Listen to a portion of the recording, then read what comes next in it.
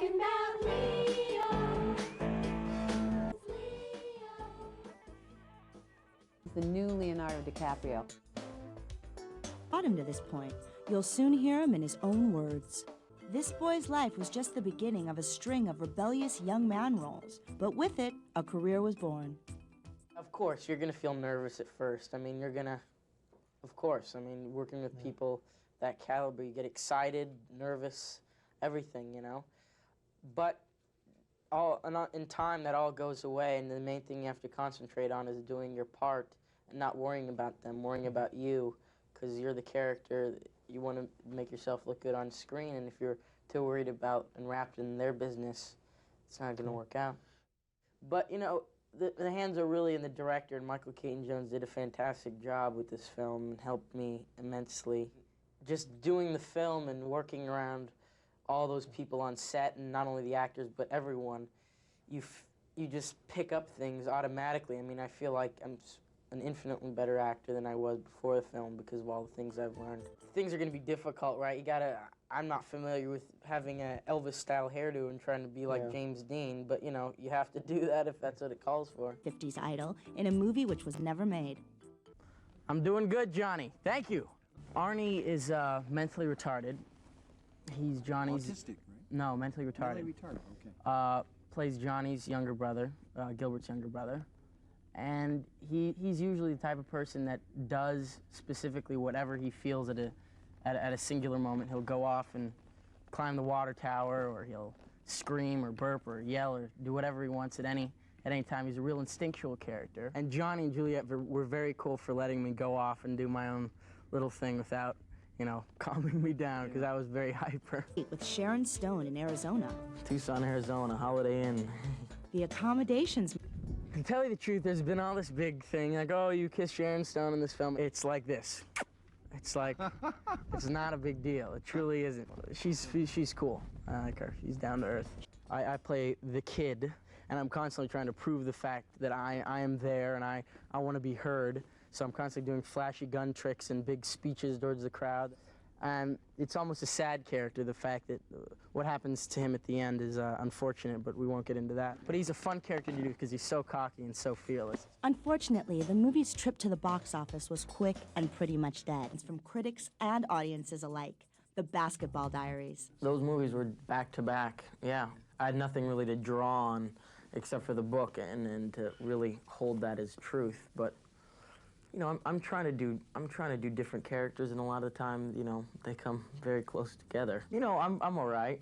I've never played on a specific team. I only played playground basketball, but it has been my favorite sport, yeah. And I know all about, you know, NBA, and then I was a big Lakers fan when they had their back-to-back thing. It doesn't preach to you, which I'm extremely happy about. It doesn't like push it in your face and say, don't do this, you know.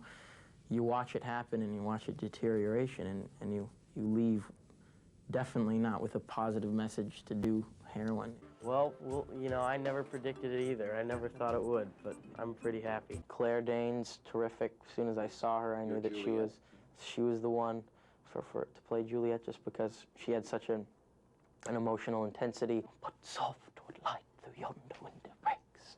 That's the reason why I got excited about it. That's the reason why I wanted to do it, because it wasn't what we've seen 1,000 times before, you know? It wasn't the exact way of doing it.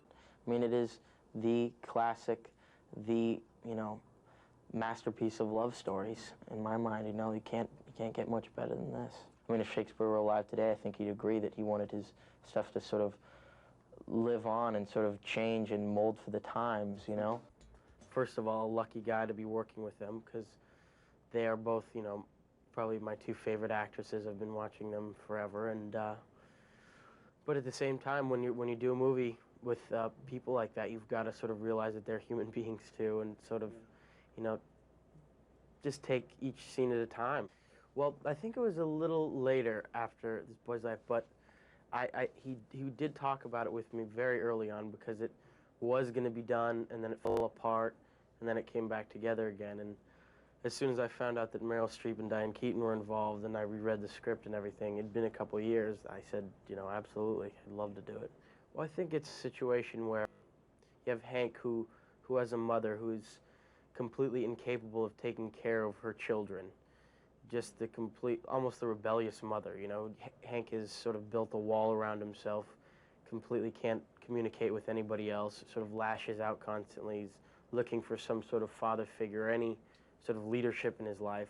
Diane Keaton's character breaks a lot of walls for him and listens to him, I think, for the first time. It's a modern movie in a lot of aspects, but at the same time, it's a classic story. It's a classic epic. This film was not only unbelievable to do, but unbelievable to witness on screen. Thanks in large part to young female fans, a group usually known to stay away in droves from... Oh, he's definitely, you know, a bohemian in a lot of senses. He's, you know, the interesting thing was, you know, he was an artist who, you know, lived life sort of day to day and got by as best as he could, but the cool thing was that, you know, he met this girl from a completely different world and, you know, opens her up to what her life can potentially be, which was, you know, really cool. I traditionally, you know, not done films like this in the past, and I took a chance and tried something different, and I'm really happy that I did it. I mean, as far as a new kind of film, it hasn't been done in a long time, you know. I'm sorry I couldn't be there tonight, but this is one of my rare opportunities where I get to thank everyone that supported me, especially on this film. So I want to thank everyone that voted for me through MTV, and I also want to thank everyone that I worked with on the movie. Ain't that right, Jerry? Don't ask me, I thought you sucked.